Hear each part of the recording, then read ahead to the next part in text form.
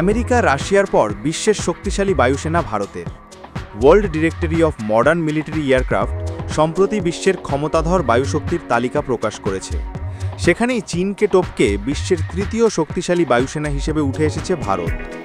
যে সময়ে এই ঘোষণা সামনে আসছে, ঠিক তখনই ভারতীয় বায়ুসেনার অস্ত্রভান্ডারে যুক্ত হচ্ছে তেজস যুদ্ধবিমানের নতুন সংস্করণ তেজস MK-1A। ভারতীয় প্রযুক্তি ব্যবহার করে এই যুদ্ধবিমানকে ভারতেই বানিয়েছে ভারতীয় সংস্থা HAL, অর্থাৎ বায়ুসেনার সোনে-পে সোহাগা অবস্থা চলছে। কিন্তু কেন হঠাৎ গোটা বিশ্ব কেন ভারতীয় বায়ুসেনার এতটা প্রশংসা করছে? উত্তরে অনেক কারণই উঠে আসবে। এই ভিডিওতে আমরা পরপর সেই কারণগুলো নিয়ে আলোচনা করব। কিন্তু যে কারণটি সারা বিশ্বে ভারতীয় বায়ুসেনার বিশেষ মর্যাদার আসনে প্রতিষ্ঠিত করেছে, তা অবশ্যই অপারেশন সিঁদুরের মাধ্যমে পাকিস্তানের 100 কিলোমিটার ভিতরে ঢুকে নিখুঁতভাবে একের পর এক সন্ত্রাসবাদী ঘাঁটি গুঁড়িয়ে দেওয়া। অপারেশন সিঁদুরের সময় ভারতীয় বিমান ও মিসাইলের সামনে জাস্ট খড়কুটোর মতো উড়ে গিয়েছিল পাকিস্তানের এয়ার ডিফেন্স সিস্টেম।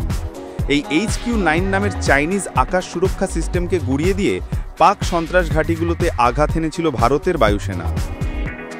পাকিস্তান থেকে আসা সন্ত্রাসবাদীরা পয়েলগাঁওতে ভারতীয়দের ওপর হামলা চালায়। এর জবাবেই অপারেশন সিঁদুরে শুরু করে মোদী সরকার। অপারেশন সিঁদুরে ভারতের বায়ুসেনা পাকিস্তানের 9 জায়গাতে স্ট্রাইক করে। শুধু পিওকে নয়, পাকিস্তানের 100 কিমি ভিতরে ঢুকে ভাওয়ালপুরে সন্ত্রাসী ক্যাম্প গুঁড়িয়ে দিয়েছে ভারতীয় বায়ুসেনা। প্রচুর সন্ত্রাসী খতম হয়েছে এই অপারেশনে। এই এয়ার স্ট্রাইকার 7টি জায়গাতে স্মার্ট গাইডেড মিসাইল ব্যবহার করে ভারতীয় বায়ুসেনা।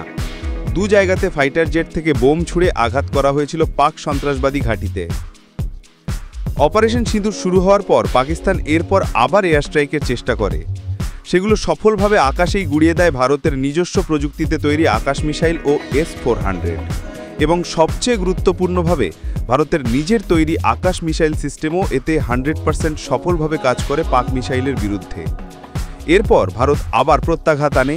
এবার লক্ষ্য ছিল পাকিস্তান যেসব জায়গাগুলো থেকে এয়ার স্ট্রাইক করার চেষ্টা করা হয়, সেই রাওয়ালপিন্ডি এয়ারবেস, নূর খান এয়ারবেস, রহিমিয়ার খান এয়ারবেস এর মতো জায়গাগুলো। ভারতের জবাবি অ্যাটাক চীন থেকে কেনা পাকিস্তানের এয়ার ডিফেন্স সিস্টেমকে ধ্বংস করে পাকিস্তানের গুরুত্বপূর্ণ এয়ারবেসগুলো গুঁড়িয়ে দেয় ভারতের নিজের তৈরি ব্রাহ্মস মিসাইল ও ইসরায়েল থেকে কেনা ড্রোন।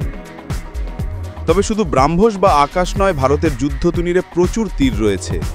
ভারতের DRDO অগ্নির 6-এর মতো ইন্টারকন্টিনেন্টাল ব্যালিস্টিক মিসাইল তৈরি করেছে 24 ম্যাক গতিতে, যা 12,000 পর্যন্ত দূরত্ব অতিক্রম করতে পারে। এছাড়াও ভারতের বায়ুসেনার অস্ত্রভান্ডারে রয়েছে নাগ, পৃথ্বী, ত্রিশূলের মতো ক্ষেপণাস্ত্র। এছাড়াও রাফায়েল, তেজস, সুখোই, মিরাজ, জাগুয়ারের মতো ভয়ঙ্কর যুদ্ধবিমান রয়েছে ভারতীয় বায়ুসেনার হাতে। সম্প্রতি নিজস্ব প্রযুক্তিতে 5ম জেনারেশনের যুদ্ধবিমান বানানো প্রায় সম্পন্ন করে ফেলেছে ভারত। তবে শুধু যুদ্ধবিমান বা ক্ষেপণাস্ত্রই নয়, সঙ্গে সুদর্শনের মতো অত্যাধুনিক বায়ু প্রতিরক্ষা সিস্টেম বানাতে চলেছে ভারত, বা আয়রন ডোমের চেয়েও কয়েকগুণ বেশি কার্যকরী হবে। মোদী সরকারের সদিচ্ছা, প্রধানমন্ত্রী মোদীর শক্তিশালী ভারতের স্বপ্ন, মেক ইন ইন্ডিয়ার ভাবনা, বায়ুসেনা ও ভারতীয় প্রযুক্তিবিদদের প্রতিভা ভারতের বায়ুশক্তিকে অনন্য করে তুলেছে। আমরা স্বপ্ন দেখি একদিন ভারতীয় বায়ুসেনা বিশ্বের সবচেয়ে শক্তিশালী স্থানে উঠে আসবে। ব্যুরো রিপোর্ট, মাধ্যম। ত্রিপুরা এক অপরিসীম সৌন্দর্য ও সমৃদ্ধ মিশ্র সংস্কৃতির ভূমি।